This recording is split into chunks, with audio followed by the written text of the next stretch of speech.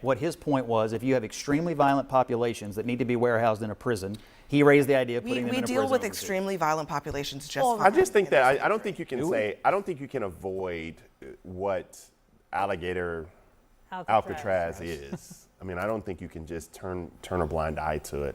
I think it's anti-American. I think the fact that you're going to have individuals and populations in there that are stacked on top of each other, many of whom without due process. I also think that, look, if we want to have a conversation about who belongs where, when, how, and whether or not their citizenship status, and we want to look at everything. I mean, I would look at Donald Trump Jr. I mean, I would look at all of Melania's kids, all of Ivania's kids. I mean, let's just have a full conversation over who belongs here, how do they get here, their citizenship status. Let's just have a full discussion about all of it. In today's video, Bakari sellers absolutely destroy Scott Jennings in a heated debate on NewsNight with Abby Phillip. Bakari sellers went straight at Scott Jennings over Trump's latest immigration proposals, and honestly, it's hard not to see why.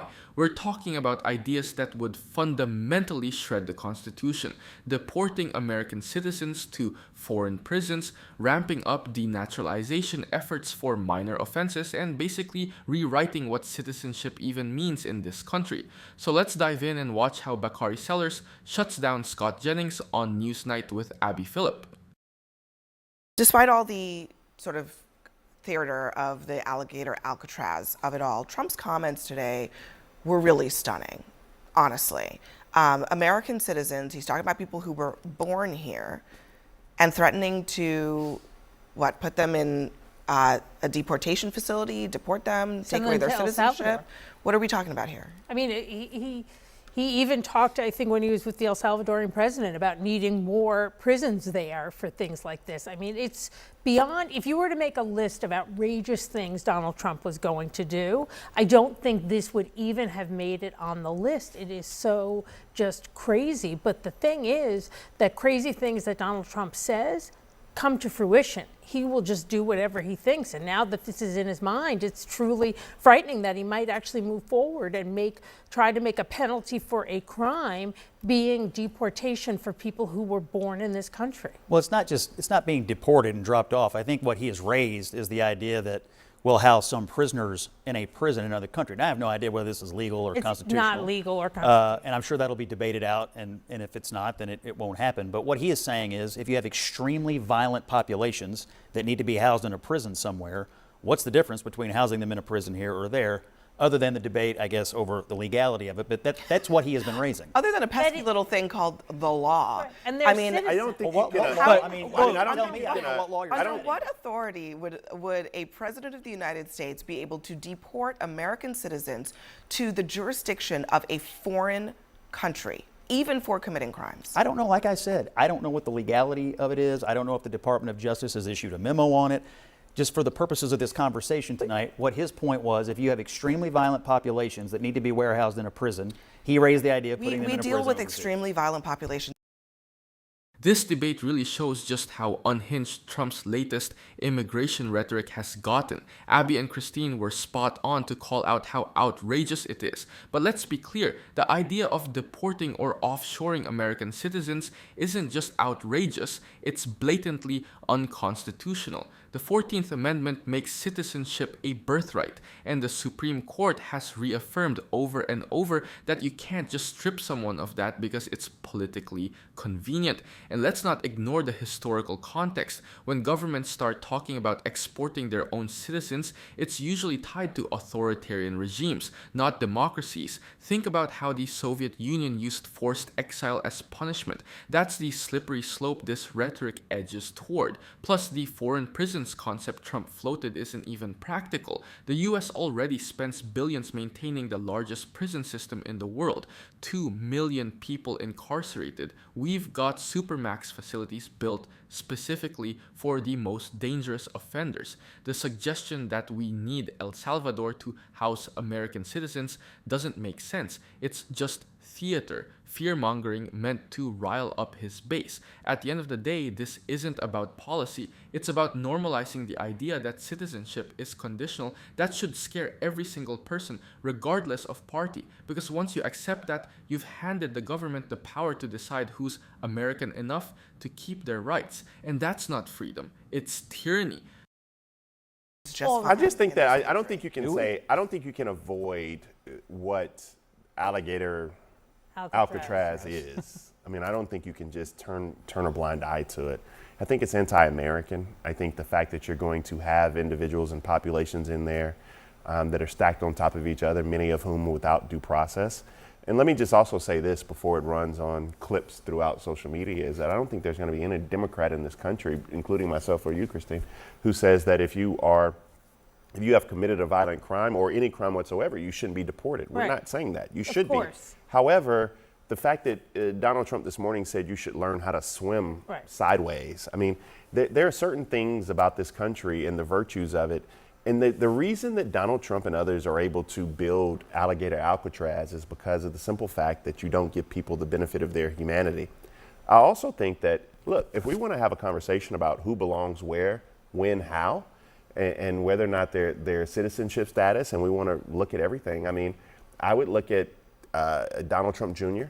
I mean, I would look at all of Melania's kids, all of Ivania's kids. I mean, let's just have a full conversation over who belongs here, how do they get here, their citizenship status. Let's just have a full discussion about all of it. Why is that not on the table right now? I mean, the only person here should be Tiffany Trump if we're going to have this discussion. Can I ask you, Pete, to respond to what Bakari said about the humanity of it all? The idea that because you're an undocumented immigrant, we don't know who they're going to put there. You know, we already know that a lot of the people that they're detaining don't have criminal records. Where is the humanity, and what place does it have in this conversation? We'll have to see how many people actually end up there. I think part of this facility is to try and incentivize those who are here illegally to self-deport, to say, hey, you don't want to be here. You don't want to go to alligator Alcatraz. So you should probably just leave the United States of your own accord. The DOJ memo is very interesting, going back to talking about legalities. About denaturalizing We can citizens? denaturalize citizens. That is a law on the books. So the DOJ is looking to prioritize the enforcement of America's existing laws. There was an instance just earlier this year where somebody had their citizenship revoked, I can't even say the word. It happened because they were convicted of distributing child abuse materials. Yeah, it's something that can happen. It is something that can happen, but it's something that is relatively rare and is usually reserved for things like what you're describing there. What Bakari is pushing back on here is really the core of what America is supposed to be about: due process, equal protection, and basic human dignity.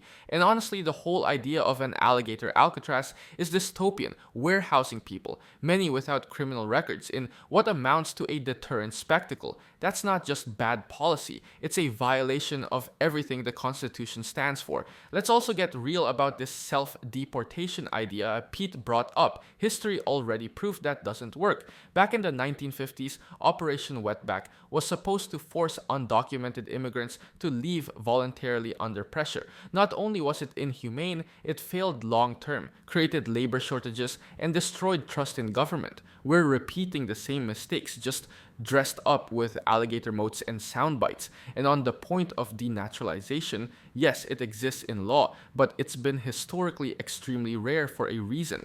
Courts have made clear that stripping citizenship is only for extraordinary cases, like Nazis who lied about their past. Expanding that power casually, as some in Trump's orbit suggest, sets a dangerous precedent. It turns citizenship into something conditional, something revocable based on who's in power, which is fundamentally un-American. At the end of the day, these kinds of policies don't make the country safer. They just create a two-tier system where some people are permanently treated as outsiders, no matter how long they've been here or how deeply rooted they are. And when leaders choose cruelty as a deterrent, It tells the world less about law and order and more about how far we've strayed from our own values.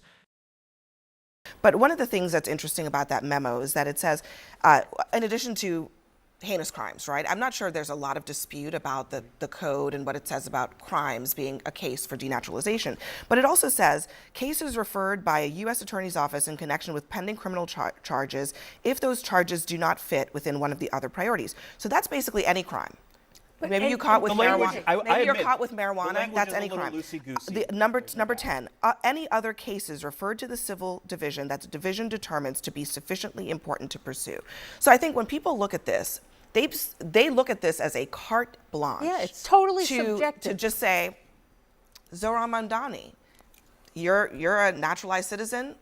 You're a high priority for us. We'll take it away. Right. What are the guardrails here? And you just said it's a little loosey-goosey. This is not a good thing to be loosey-goosey with. Denaturalizing people, sending them to jails in El Salvador. I mean, you cannot, by definition, if there was one thing you wanted to have tightened up, it would be this. And you say the courts, so are people then going to be waiting in El Salvador on their knees, bent over, while we're waiting for the courts to decide whether that American citizen should have been taken out of this country? I don't know, but I do know this. That's not okay. That you jump to the worst possible conclusion with nearly everything that Donald Trump says or does, including enforcing the laws of this country. He said to the El Salvadorian president, we need more prisons there. I'm just basing on what he said. I mean, what really jumps out here is how dangerous that kind of loosey-goosey language is when you're talking about citizenship, the most fundamental right in a democracy. Once you start leaving it up to political discretion, you're basically saying someone's status as an American depends on who's in office and how they feel about you. That's not law and order, that's authoritarianism. And let's be clear, the history of denaturalization in this country is a cautionary tale.